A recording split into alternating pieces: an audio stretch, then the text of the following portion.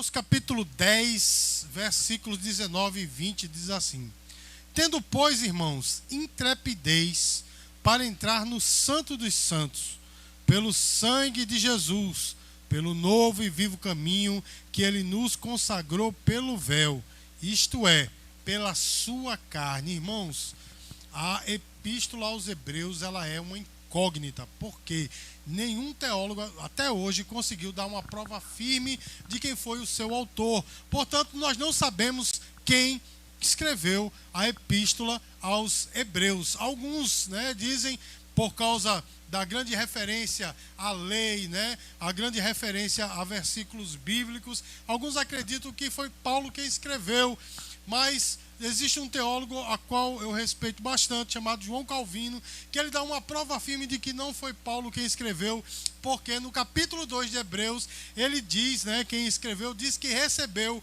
o evangelho dos apóstolos. Ou seja, irmãos, quem escreveu, ele foi evangelizado, foi ganho para Cristo pelos apóstolos. E o apóstolo Paulo sempre dizia que ele não recebeu o evangelho de homem algum, mas diretamente de Cristo, que o encontrou lá na cidade, no caminho da cidade de Damasco. Portanto, nós não cremos, eu não creio, junto com Calvino, que tenha sido Paulo quem escreveu. Mas indiferente, irmãos, de quem escreveu ou quem não escreveu, é um livro bíblico e fala bastante para nós. Então, irmãos, polêmicas à parte, a epístola aos Hebreus, ela foi escrita com um objetivo, irmãos, de abençoar aqueles cristãos que eram egressos, que haviam sido convertidos do judaísmo, mas estavam sendo tentados a voltar às práticas judaicas. Os irmãos entendem? Toda a epístola foi escrita com esse objetivo. Algumas pessoas vindas do judaísmo receberam Jesus, estava tudo certo, estava uma bênção, mas havia uma classe de pessoas chamadas de judaizantes, que eles diziam o seguinte: olha, continua aí adorando a Cristo, continua crendo que Jesus é o Messias, mas faz também o que a lei te pede, ou seja, ressuscitando algo que foi cumprido em Cristo. Os irmãos entendem, irmãos? Então, irmãos, meus queridos, o autor da epístola, ele mostra a superioridade de Cristo ao que estava escrito na lei. Não é, irmãos? Inclusive a respeito dos sacrifícios. O escritor aos Hebreus, ele fala que esses sacrifícios, eles eram regularmente feitos porque eles não apagavam o pecado, eles apenas cobriam o pecado. Os irmãos entendem? E Jesus, irmãos, o sacrifício de Cristo foi diferente, porque foi uma única vez e ele não cobriu o pecado. O sacrifício de Cristo apagou o pecado. Amém, irmãos? E o escritor aos Hebreus, ele fala a respeito disso, e no versículos 19 e 20 do capítulo 10, que nós lemos nessa noite, é o ápice do argumento do escritor aos Hebreus. Amém, queridos? Porque ele usa a figura do Santo dos Santos para mostrar a superioridade de Cristo e da sua obra, mais especificamente da obra de Cristo. E é sobre isso, meus amados, que eu quero falar nesta noite. Eu quero falar da nossa entrada no Santo dos Santos. Eu quero falar do livre acesso que nós temos em Cristo. Você pode dizer glória a Deus por isso, irmãos?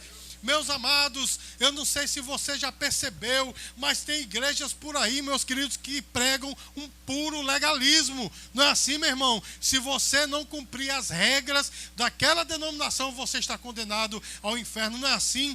E outros, meus queridos, estão ressuscitando costumes judaicos, trazendo para dentro do cristianismo. Nada contra o judaísmo, porque o cristianismo veio deles, eles são povo de Deus, assim como também nós. Nada contra eles, mas tudo aquilo, todo o ritualismo do Velho Testamento foi cumprido em Cristo. Então não é mais preciso um cristão estar cumprindo rituais do Velho Testamento. Não é mais preciso, irmão, ter réplica da arca, não é, irmãos, do castiçal. Vocês já viram isso nas igrejas por aí? Cajado, né, de Abraão, né, o quipar, né, a estola. Tem pastor que só pega de estola. Meu irmão, tudo isso é balela. Não estou ridicularizando o judaísmo, isso ainda é vigente para eles, porque eles ainda não receberam o Messias. Mas para quem recebeu a Cristo, tudo isso, meus queridos, ficou no passado, porque nós agora somos livres em Cristo. Os irmãos se lembram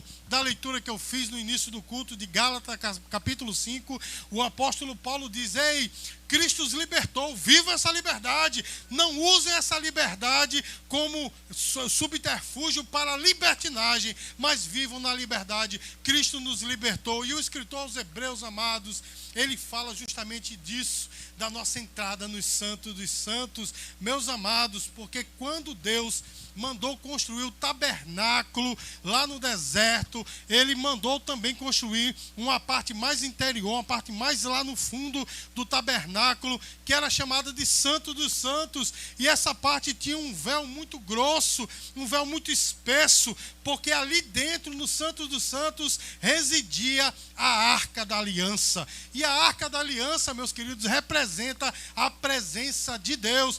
Dentro dela havia um pote com maná, havia a vara de Arão que floresceu e havia as tábuas da lei. Aquilo, meu irmão, representava, aquele objeto, aquela grande caixa, representava a presença de Deus.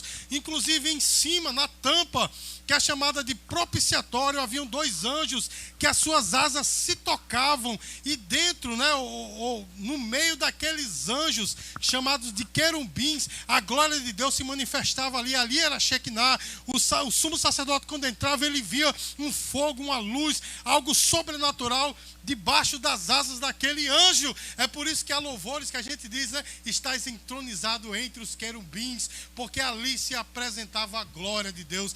Irmãos, a glória de Deus era representada pela arca, e havia um véu que separava o povo comum da presença de Deus. Irmãos, estão entendendo? Quando Salomão construiu o templo, Deus disse a mesma coisa para ele: deve haver uma separação do santo dos santos do santo lugar.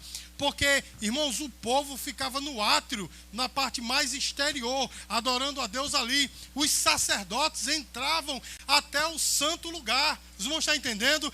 Agora, no Santo dos Santos, apenas o sumo sacerdote, uma vez por ano, entrava para oferecer sacrifícios ali. Também era a mesma coisa que acontecia lá no templo que Salomão construiu. Amém, queridos? Mas olha só, meus amados, aquela celebração que era feita no passado, né, com aquele véu grosso, né, representava de fato a santidade de Deus, porque o nosso Deus é santo.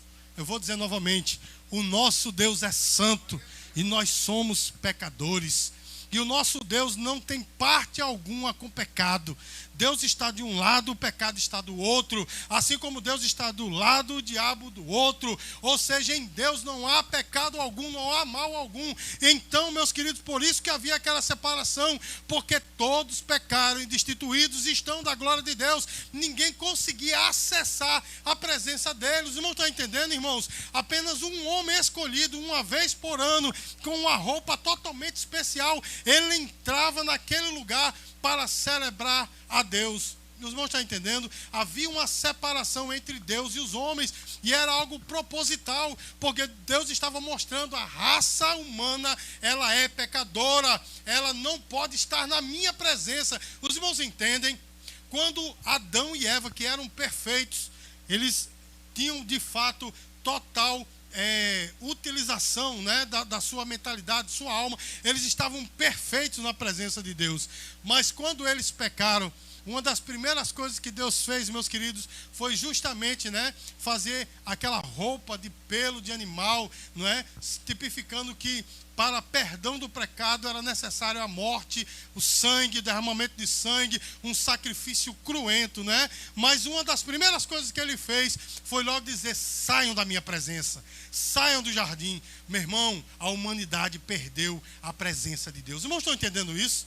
A humanidade perdeu a presença de Deus a partir de Adão. Os homens já nascem, como diz o Salmo 51, versículo 5, já nascem em pecado, né? Davi disse assim: em pecado me concebeu a minha mãe. E nós costumamos dizer que nós já nascemos com a semente do mal, e isso é a mais pura verdade. Nós somos pecadores e não poderíamos acessar a presença de Deus. E todos aqueles, meus queridos, que tentavam acessar a presença de Deus, morriam.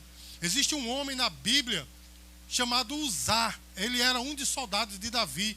Certa vez, quando Davi estava levando a arca de volta para Jerusalém, Davi havia acabado de estar sentado no trono, de ser entronizado como rei, e ele estava levando em carros de boi, totalmente errado, tudo errado, meu irmão, que Davi estava fazendo.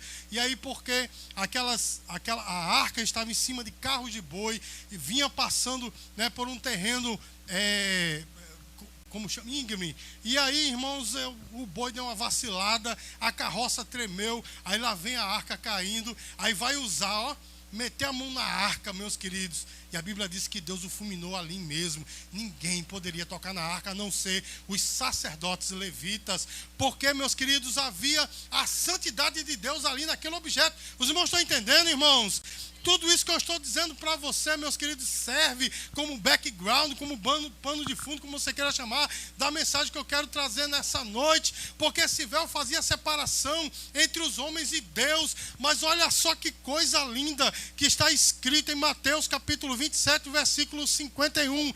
Diz assim: eis que o véu do santuário se rasgou em duas partes, de alto a baixo, tremeu a terra, fenderam-se as rochas. Meu irmão, não há mais separação entre o homem e Deus. Os irmãos estão entendendo isso? O véu se rasgou e não foi de baixo para cima, não. Foi de cima para baixo. Não foi do homem para com Deus, porque o homem quer estar em pecado, quer viver em pecado, ama o pecado, mas Deus mesmo rasgou o véu. Foi Ele que rasgou e disse: agora há livre acesso à minha presença, e agora os homens podem chegar diante de Deus, os homens podem entrar no Santo dos Santos. Olha que coisa tremenda, algo que era impensável no passado, agora para nós é possível entrar no Santo dos Santos e desfrutar da presença desse Deus glorioso. Diga glória a Deus, meus queridos, porque essa mensagem, ela tem sumido dos púlpitos,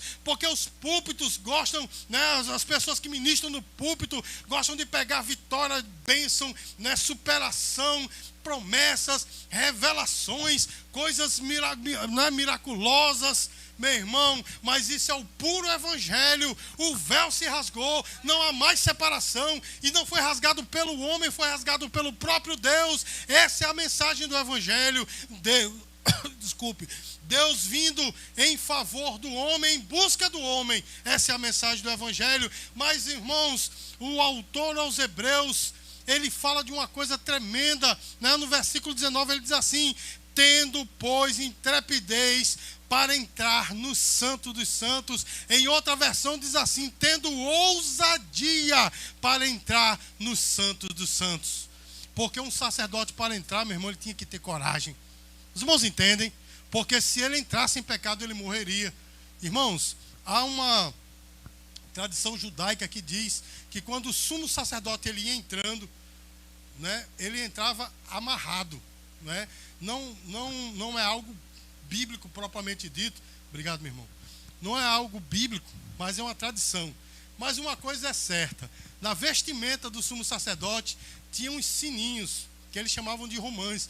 Enquanto ele ia andando, os sininhos iam tocando, né? A doutrina pentecostal diz que são as línguas estranhas, né? Mas vamos deixar isso para um outro dia. Mas aí, irmãos, enquanto ele andava, aqueles sininhos iam tocando, e aí o povo dizia: o sacerdote está vivo, né? E se essa história da corda amarrada na cintura é verdade, eles iam dando corda para o sacerdote, né? Vai entrando, e o sacerdote entrando.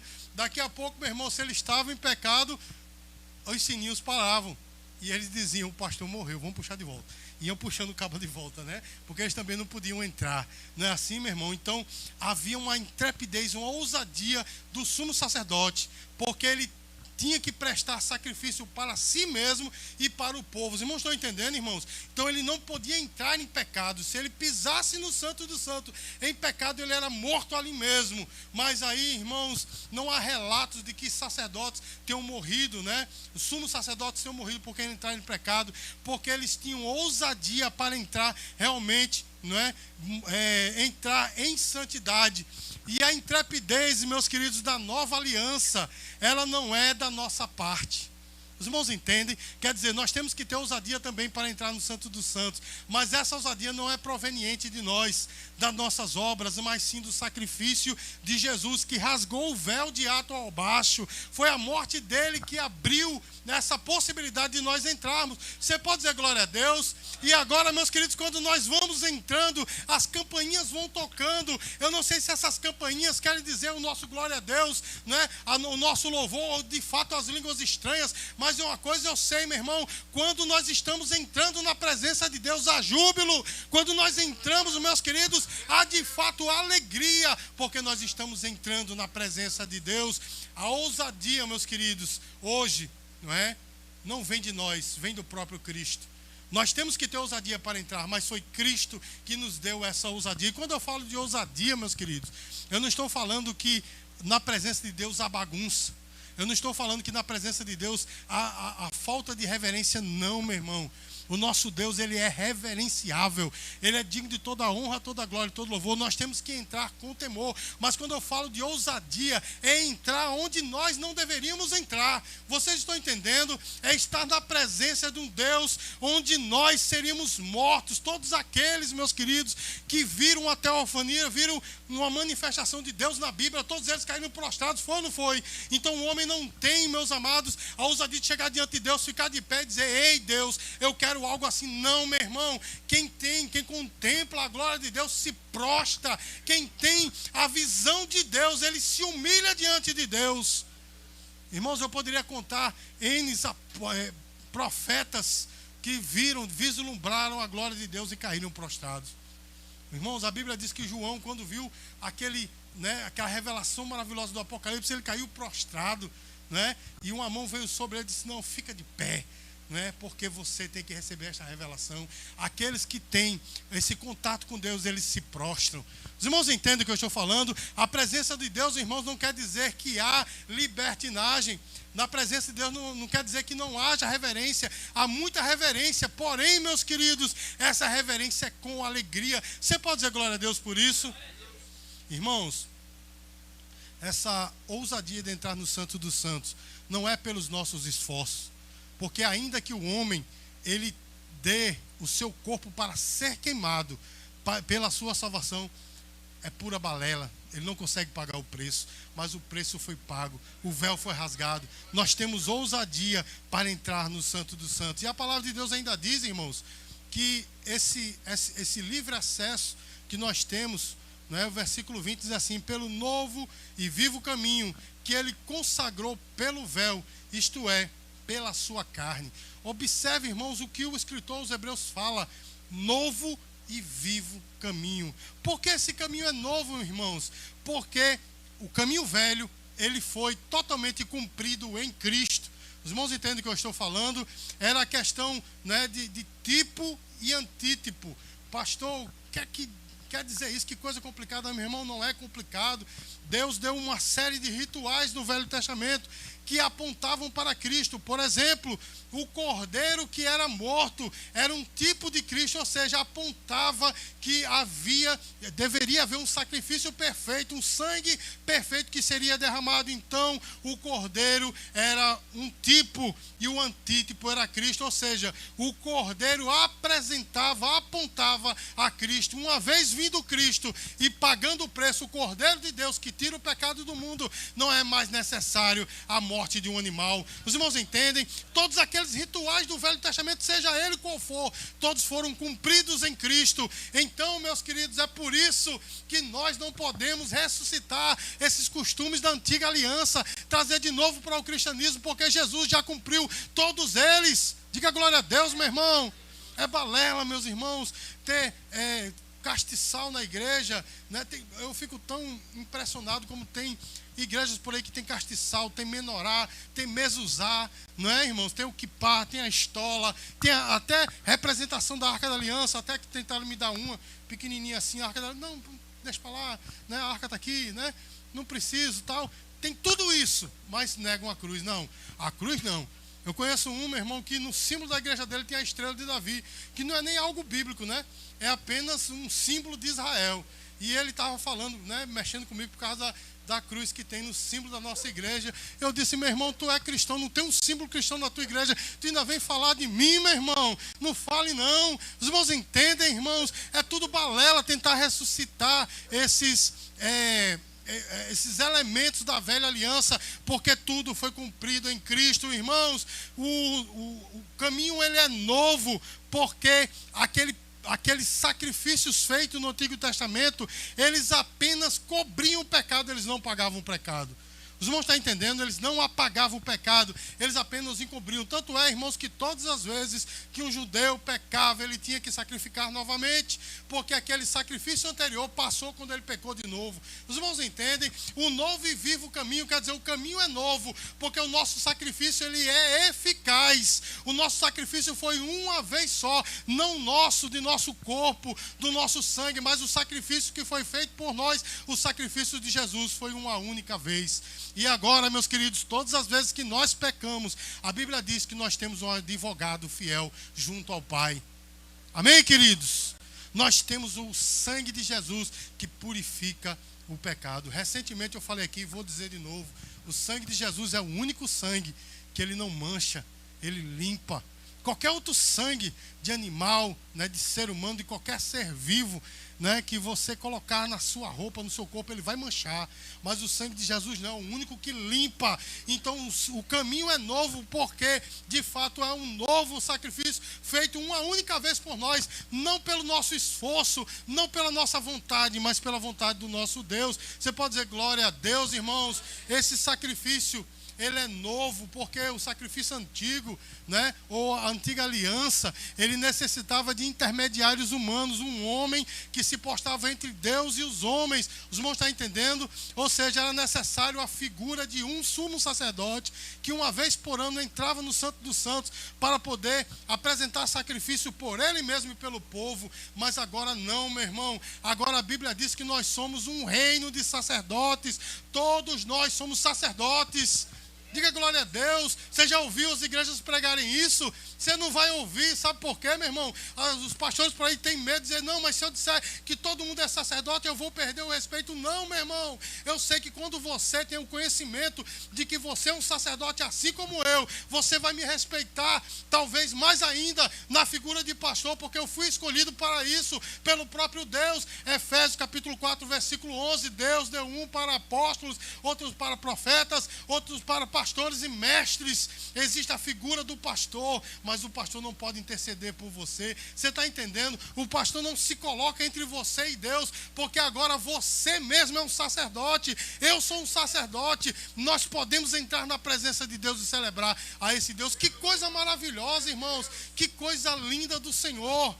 Não precisa mais da figura humana. Tem pastores por aí, irmãos, infelizmente, de outras religiões também, que se postam. Não, olha, se não for eu que orar por você, a bênção de Deus não chega para você. Não é assim?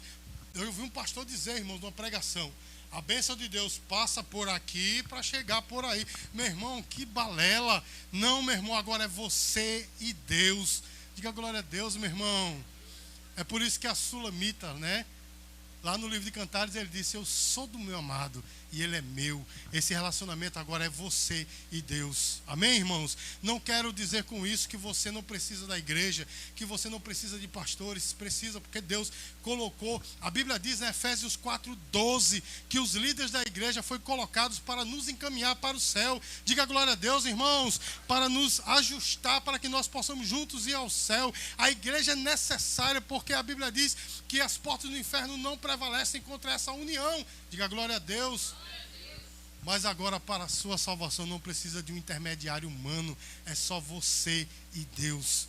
Nós somos um reino de sacerdotes. Irmãos, na reforma protestante do século XVI, foram isso que os pais da igreja disseram. todos nós somos sacerdotes. Eles resgataram isso porque está na Bíblia. Nós temos que desfrutar isso, meu irmão. Você é um sacerdote, o caminho é novo. Diga glória a Deus. Então, meus queridos, a novidade é que nós temos acesso direto ao Pai.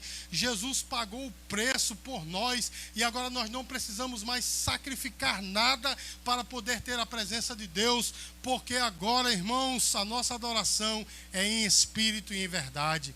Amém, irmãos? A nossa adoração não é por meio de um homem, por meio de um ritual, não é? Não, a nossa adoração é por meio de Cristo. A nossa adoração agora, meus queridos, é em espírito e em verdade, não é mais em lugares. Nós adoramos em lugares, mas a adoração não se reverte nesse lugar, ou seja, não é em um lugar específico, agora é dentro de nós. Irmão, se eu estiver no meio do mar, num naufrágio, sei lá o que, meu irmão, lá no mar alto, perdido, ali eu estou adorando a Deus, porque Deus habita em mim, você habita, ou Deus habita em você também. Então nossa adoração, meus queridos, é em espírito e em verdade. Diga glória a Deus, irmãos.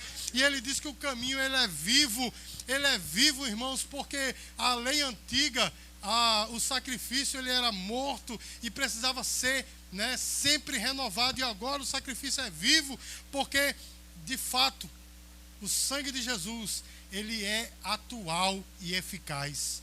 Com isso eu quero dizer, meu irmão, que não precisa mais repetir o mesmo sacrifício.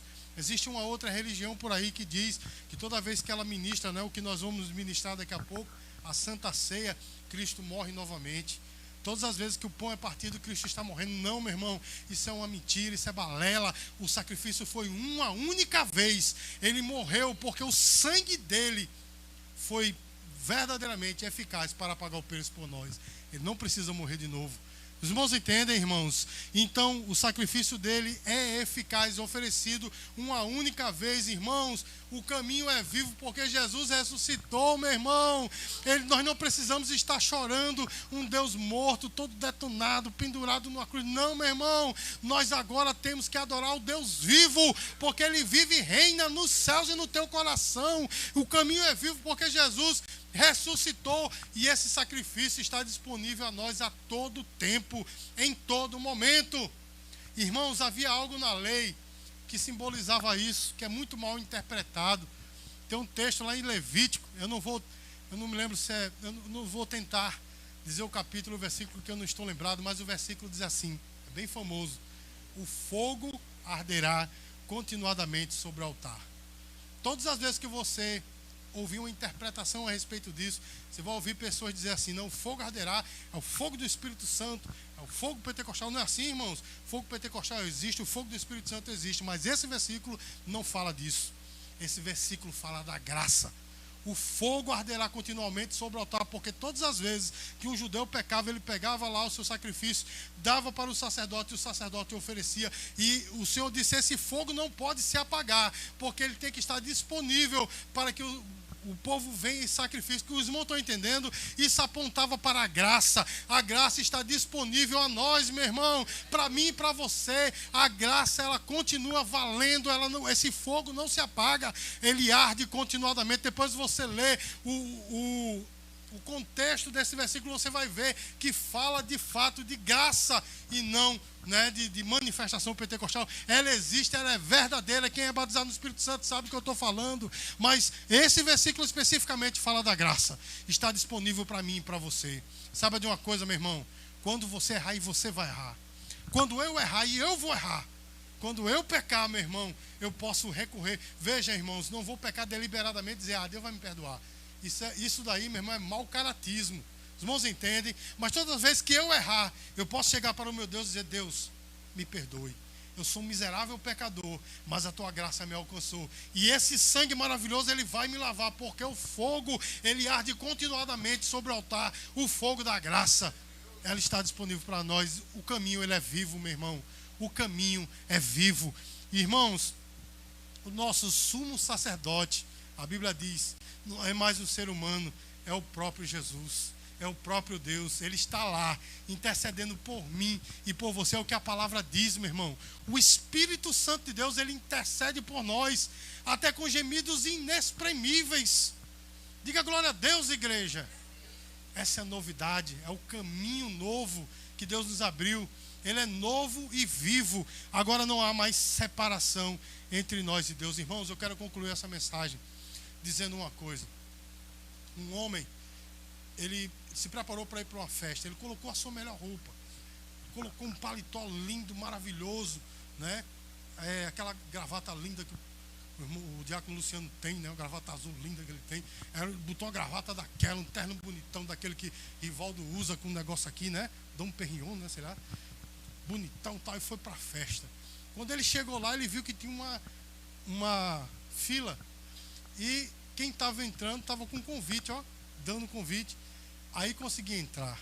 Aí aquele homem, ele pensou assim: não, mas eu estou vestido bonitinho, né? Estou melhor do que os outros. Chega lá, vamos deixar entrar. E quando chegou, irmão, tinha um guarda na porta. Guarda fortão, meu irmão, altão, maior do que o diácono Rivaldo, fortão assim. Aí ele foi chegando, aí o cabo, opa, convite, ele disse: olha, eu não tenho, mas você vê que eu não sou qualquer pessoa, né? Eu estou bem vestido. Aí o guarda, de jeito nenhum. Aí ele saiu e ficou olhando as pessoas entrarem, dando convite. Aí ele voltou e disse: não, peraí, mas eu sou amigo do dono, porque de vez em quando eu falo do dono, eu tenho um certo crédito com o dono. Aí chegou lá e disse: olha, me deixa entrar aí, viu? Disse pro guarda, né? Me deixa entrar aí, porque eu sou amigo do dono, ele me conhece, ele sabe quem eu sou, e eu sei quem é ele, de vez em quando eu falo nele. Aí o guarda fez: meu amigo, se retire, vá-se embora, você não tem como entrar. Tem convite? Não, então você não vai entrar, vá-se embora. Aí o cara saiu e disse: ah, peraí, mas tem um jeito de eu entrar. Aí ele chegou, meu irmão, pegou uma soma de dinheiro grande, a mão cheia de cédulas de R$100. Aí chegou e disse: isso aqui é teu. Eu achei ali, é teu, né? Tem essa coisa, né, de quem vai dar suborno. Diz: rapaz, isso aqui não é meu não, achei ali, é teu. Aí quem vai receber o suborno diz: é meu, bota aqui, né? Só que o guarda disse: quem é você para me subornar? Você pensa que você me compra não. E começou a bater nele, começou a bater no homem. Disse: isso é um insulto a mim, você está tentando me comprar, meu irmão. Mas em dado momento, sai o filho do dono, ó, sai da festa e diz: para aí, que história é essa que você está batendo nele? Não, mas ele não tem convite. Não, mas quem convidou fui eu. Aí coloca aquele homem de pé e diz: ele vai entrar agora na festa. E quando ele entrou na festa, ele não foi um convidado qualquer, ele foi colocado no lugar de honra. Diz: ah, você vai sentar aqui, porque você é meu convidado. Irmão, sabe quem é esse convidado? Sou eu e você. O filho do dono é Jesus, meu irmão. A porta, né, é a entrada do Santo dos Santos. E esse guarda, sabe quem é? O pecado, meu irmão, que nos impede de entrar. Só que Jesus chegou na história. O pecado estava batendo na gente, estava nos matando. A gente queria comprar, né, com o nosso esforço, dizendo: ei, aqui está o meu esforço que pode fazer-me entrar. E o pecado disse não. A gente diz assim: mas eu sou uma pessoa boa, me deixa entrar. E o pecado diz não. Aí diz assim: não, mas eu conheço o dono, aqui ali eu canto um louvor, aqui ali eu falo nele, aqui ali eu vou na igreja, me deixa entrar. E o pecado diz não. Mas Jesus disse sim a mim e a você, dizendo: entra e fica no melhor lugar. Irmãos, que nós possamos entrar no Santo dos Santos, que nós possamos entrar nessa presença gloriosa. Eu sei que você já é cristão, já vive esse evangelho há muitos anos, mas nunca esqueça disso. Você está na presença de Deus. Você entrou no Santo dos Santos. Você não é qualquer um. Você é o escolhido de Deus, que Deus te trouxe, como Salomão fez com a Sulamita. A Bíblia diz que ele introduziu a Sulamita na sala do trono. E aí disseram: mas ela não pode estar aqui. Aí Salomão disse: quem é que vai tocar nela? E coloca a mão, o braço sobre o ombro dela e diz: ela é minha e eu sou dela. Diga glória a Deus, porque Jesus fez isso com você. Nós não podíamos estar na sala do trono, nós não podíamos estar no santo lugar, mas o Senhor, Ele nos fez isso por nós. Ele morreu por nós. Dê uma linda salva de palmas para o Senhor Jesus.